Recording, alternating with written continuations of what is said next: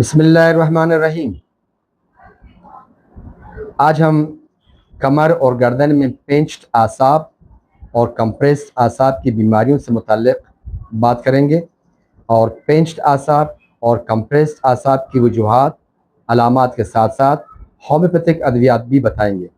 तो मैं आप हाज़रीन और नाज़रीन को डॉक्टर अरबाब हेल्थ क्लिनिक में खुशामदीद कहता हूँ और उम्मीद करता हूँ कि आप सब अच्छे से होंगे। तो आइए शुरू करते हैं। शुरू करने से पहले नाज़रीन से गुजारिश है तो इस वीडियो को आखिर तक ज़रूर देखें, लाइक और शेयर ज़रूर करें और जो साथी अभी अभी हमसे जुड़े हुए हैं उनसे गुजारिश है कि वो इस चैनल को सब्सक्राइब करते वक्त बेल का आइकन प्रेस करना न भूलें।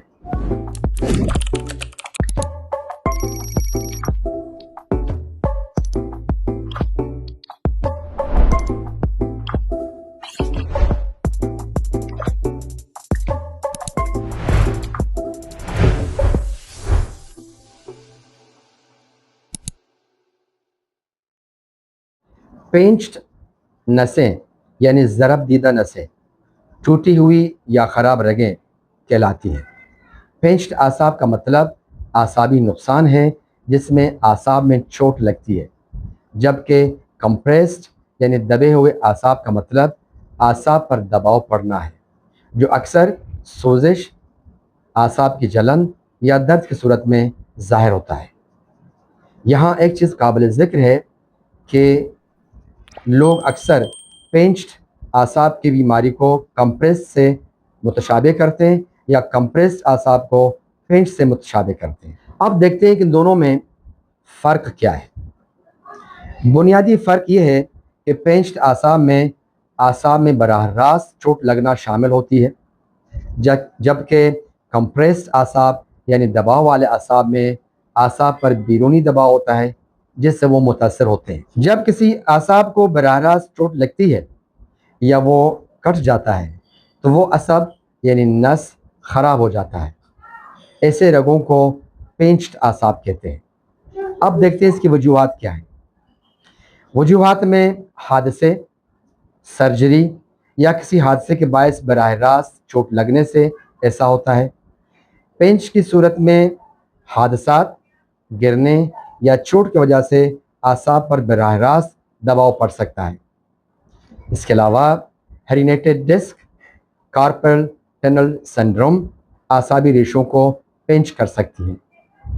बहुत देर तक एक ही पोजीशन में बैठना या बहुत देर तक एक ही पोजीशन पे खड़ा रहना या बार बार आसाब का इस्तेमाल भी आसाब पर दबाव डाल सकता है, जिसकी वजह से वो पेंच हो सकती हैं।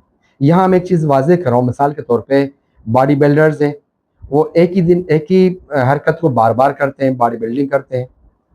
और साइकिलिस्ट हैं, वो साइकिलिंग करते हैं, उनका काम यही होता है सुबह से शाम तक साइकिलिंग करते हैं। नी जॉइंट से वो ज़्यादा इस्तेमाल होते हैं। तो ये चीज़ें जो बार बार तकरार होते हैं, रिपीट होते हैं, उससे जो है नसें जो है पिंच्ड हो जाती हैं। अब देखते हैं कि पिंच्ड रगों की जो अलामात हैं वो क्या हैं। पेंच्ड रगों की अलामात उस बात पर मुनहसर होती हैं कि कौन सा असब यानी कौन सा रग मुतासर हुआ है। ताहम अलामात में तेज़ दर्द, झंझलाहट वाला दर्द जिसमें जलन या चुराग घूमने का एहसास हो। इसके अलावा मुतासर आसाब के दायरे कार में झंझलाहट, सनसनी या बेहसी के एहसास हो सकता है। मुतासर पट्टों में कमज़ोरी महसूस करना जिसकी वजह से चीज़ें उठाने या हरकत करने में दुश्वारी हो सकती है। दर्द बैठने, खड़े रहने या छींकने जैसी हरकत से बढ़ सकता है।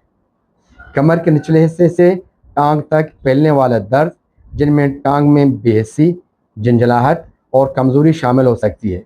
आमतौर पे वो कहते हैं कि इसको लंगड़ी का दर्द है या शियाटिका की दर्द है। हाथों, अंगुलियों और कलाई ये बेहिस हो जाते हैं, उसमें दर्द होती है या दोनों सूरतों में होती है, या दर्द और बेहसी दोनों, या सिर्फ बेहसी और दर्द नहीं होता है, या सिर्फ दर्द होते हैं तो बेहसी नहीं होती। साथियों, अब देखते हैं कि कंप्रेस्ड आसाब यानी दबाव वाले आसाब की वजूहात क्या हैं।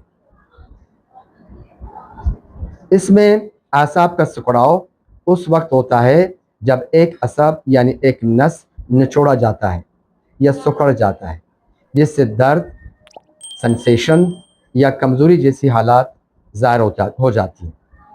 अहम वजूहात में बुनियादी हालात जैसे बार बार हरकत, मोटापा या जिस्मानी अबनॉर्मलिटी या जिस्मानी गैर मामूलीपन शामिल हो सकती है। इसके अलावा सूजिश और सूजन आसाब की कंप्रेशन यानी दबाव में भी हिस्सा डाल सकते हैं।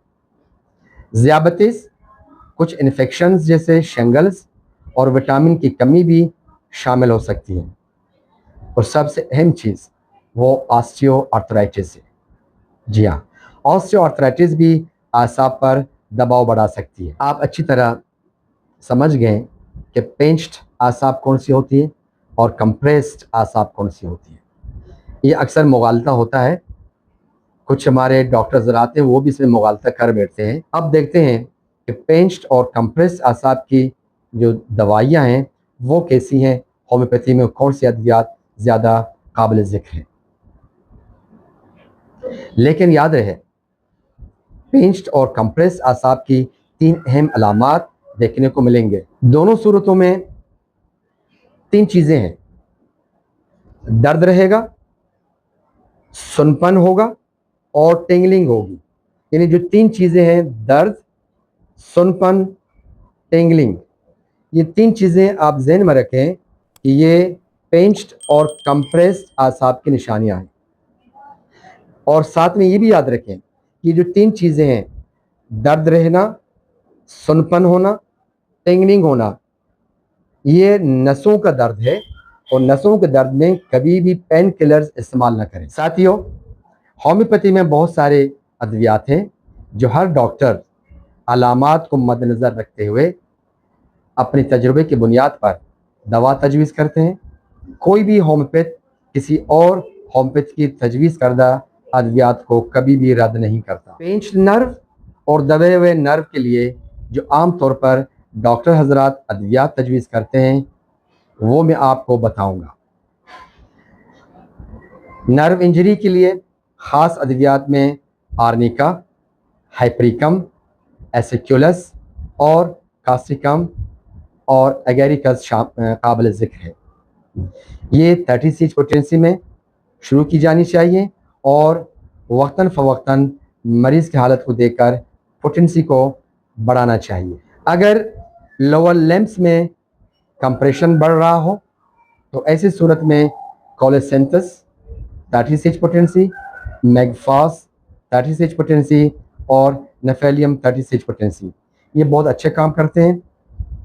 इसके 36 पोटेंसी के 3 कतरे ज़बान पे टपकाना है बारी बारी। साथियों, हाथों में नर्व कंप्रेशन हो, कंप्रेशन बढ़ रहा हो लेकिन दर्द ना हो, सिर्फ जलन और सेंसेशन महसूस हो, तो ऐसी सूरत में हाइपरिकम और कास्टिकम 36 पोटेंसी अच्छा काम करती हैं।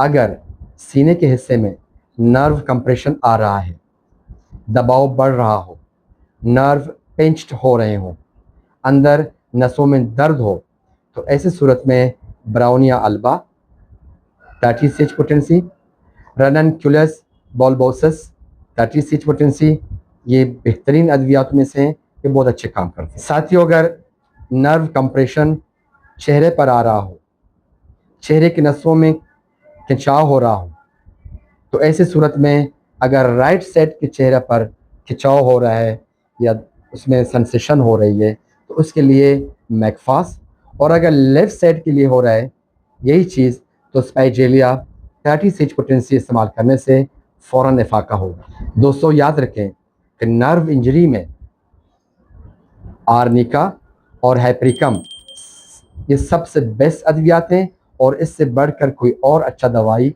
नहीं है। इन अद्वियात को हरगिज़ फरामोश न करें। अपना ख्याल कीजिएगा। अल्लाह हाफ़िज़।